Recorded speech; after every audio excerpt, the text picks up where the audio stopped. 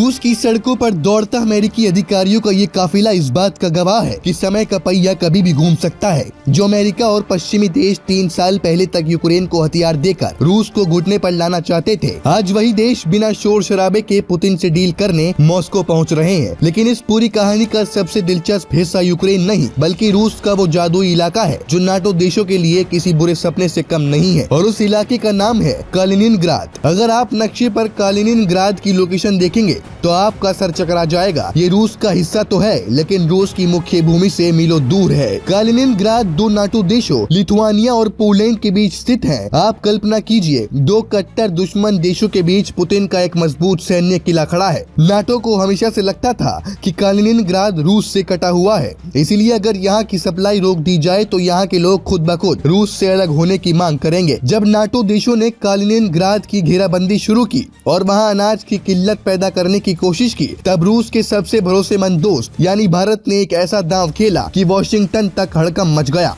भारत ने कालिनिनग्राद के लोगों के लिए 390 टन करीब 4 लाख किलो चावल भेज दिए। जैसे ही भारत का चावल वहां पहुंचा, रूस की मीडिया और जनता ने एक ही सुर में कहा, दोस्त हो तो भारत जैसा। ये सिर्फ अनाज की मदद नहीं थी, ये एक बहुत बड़ा कूटनीतिक संदेश था। भारत ने साफ कर दिया कि जब यूरोप अपनी जरूरतों के लिए रूस से गैस खरीद सकता है तो भारत अपने दोस्त की मदद करने से पीछे क्यों हटे। भारत और कालिनिनग्राद का जंगी रिश्ता आपको जानकर हैरानी होगी कि कालिनिनग्राद से भारत का रिश्ता सिर्फ चावल का नहीं बल्कि बारूद और फौलाद का भी है। यहाँ रूस का मशहूर यंत्र शिपयार्ड है जहाँ भारतीय नौसेना के लिए 2 बेहद शक्तिशाली स्टेल्थ फ्रिगेट्स तुशील और तमाम बनाए गए हैं। इन जंगी जहाजों के समंदर में भारत की ताकत को कई गुना बढ़ा दिया है। जब कालिनिनग्राद ने भारत को जंगी जहाज दिए तो भारत ने भी दोस्ती निभाते हुए मुश्किल वक्त में वहाँ अनाज पहुँचाया। कुछ समय पहले अमेरिकी जनरल क्रिस्टोफर डॉनह्यू ने धमकी दी कि नाटो सेनाएं कालिनिनग्राद पर कब्जा कर सकती है, लेकिन अब नाटो को अपने कदम पीछे खींचने पड़ रहे हैं क्योंकि इस रणनीतिक इलाके में अब भारत का हित भी जुड़ा हुआ है। भारत की मौजूदगी ने इस इलाके की जियोपॉलिटिक्स को बदल कर रख दिया है। रूस के लिए कालिनिनग्राद तक रसद पहुंचाना मुश्किल था क्योंकि रास्ता नाटो देशों से होकर गुजरता है, लेकिन भारत ने अपनी सॉफ्ट पावर और मजबूत कूटनीति से रूस की उस दुखती रग का इलाज कर दिया है जिसे अमेरिका दबाना चाहता था। आज कालिनिनग्राद रूस की जीत और भारत की मजबूत विदेश नीति का सबसे बड़ा प्रतीक बन चुका है। इसराइल डिप्लोमेसी और भारत रूस की इस अटूट दोस्ती पर आपकी क्या राय है? क्या भारत को रूस के ऐसे रणनीतिक इलाकों में अपनी पेठ और बढ़ानी चाहिए?